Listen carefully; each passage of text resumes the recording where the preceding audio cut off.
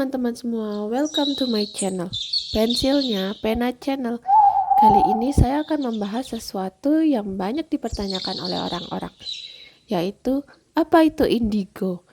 Ya, banyak orang yang bertanya indigo itu sebenarnya ada atau hanya khayalan beberapa orang saja ya? Apa mereka benar-benar memiliki kemampuan yang luar biasa? Atau hanya sekedar mitos? Nah, salah satunya kita akan mengupas mengenai sejarah, ciri-ciri, dan berbagai perspektif tentang anak indigo. Untuk memahami konsep indigo, kita harus melihat sejarahnya terlebih dahulu. Istilah indigo itu pertama kali diperkenalkan oleh Nancy Ann Tapp, seorang konsultan warna yang juga seorang intuitif. Di tahun 1970-an, Nancy menulis buku yang berjudul Understanding Your Life Through Color. Dalam buku ini ia menjelaskan bahwa dia dapat melihat aura manusia yang menurutnya adalah lapisan energi yang mengelilingi tubuh seseorang. Menurut Nancy, sebagian anak memiliki aura berwarna biru keunguan atau indigo.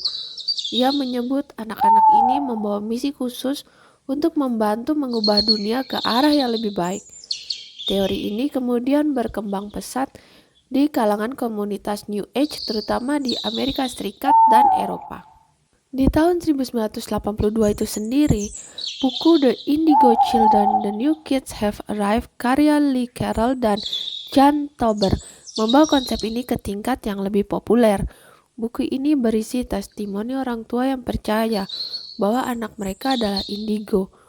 Mereka berbicara tentang ciri unik yang dimiliki anak-anak ini, seperti kemampuan empati tinggi, kecerdasan luar biasa, dan kesadaran spiritual. Namun konsep ini sendiri juga menimbulkan banyak kontroversi.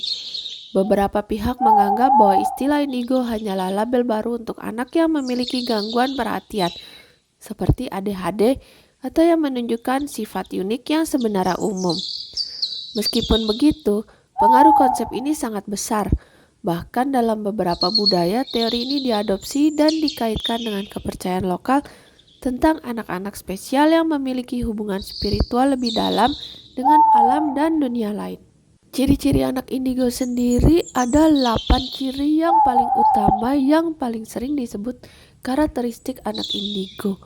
Yang pertama itu intuisi yang tinggi. Anak indigo seringkali memiliki firasat yang tajam. Mereka bisa merasakan sesuatu sebelum hal itu terjadi. Misalnya, mereka mungkin tahu bahwa seseorang sedang sedih, meskipun orang tersebut tidak menunjukkan tanda-tanda apapun. Contoh lainnya adalah kemampuan mereka untuk mengenali kebohongan atau situasi berbahaya tanpa penjelasan rasional. Ya, saya sendiri merasakan betul ya, kita harus percaya pada intuisi kita. Jika iya, kita jalan, jika tidak, jangan dijalankan. Kemudian yang kedua adalah empati mendalam. Anak indigo sangat peka terhadap perasaan orang lain.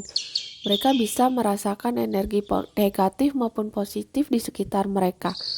Empati ini kadang merasa membuat mereka kewalahan karena menyerap terlalu banyak emosi dari lingkungan yang ada. Saya sendiri sangat merasakan itu ya.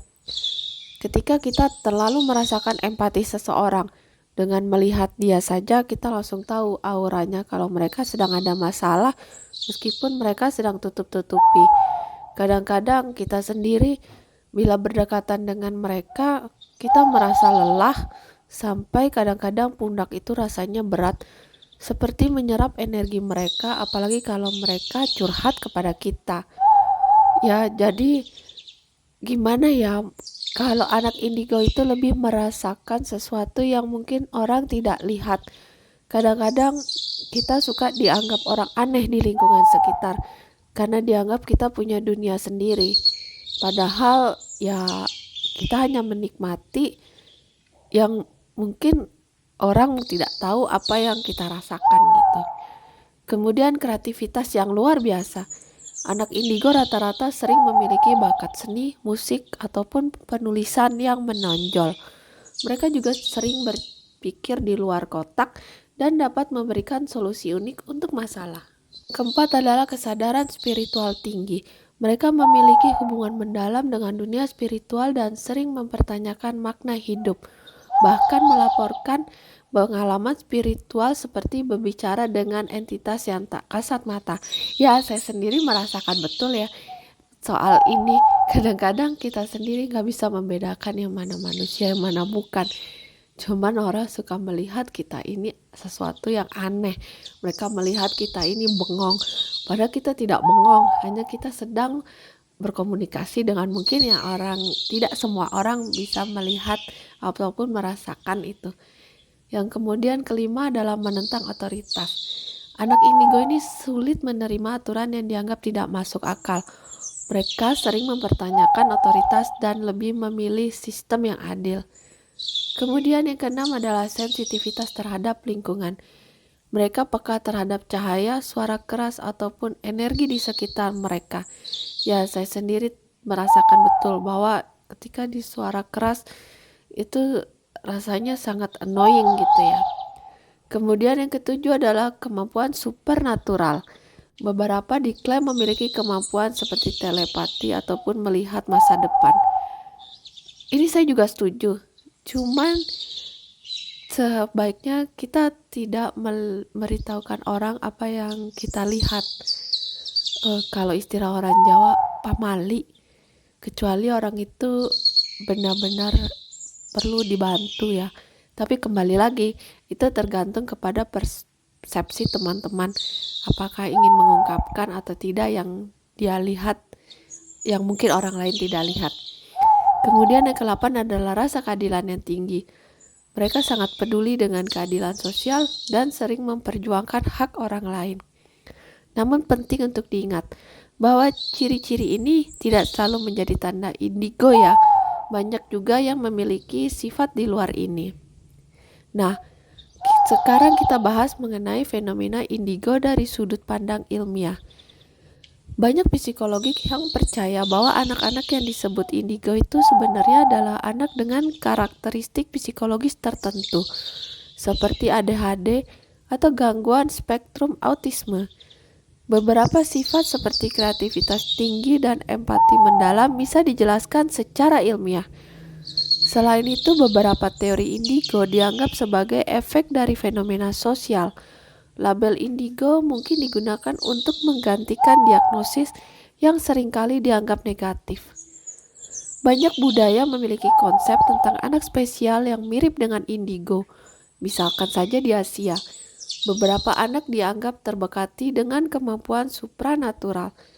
Meskipun pendekatannya sedikit berbeda, tetapi esensinya tetap sama bahwa anak-anak ini dianggap memiliki misi khusus. Nah, demikian pengetahuan mengenai indigo yang bisa saya bagikan.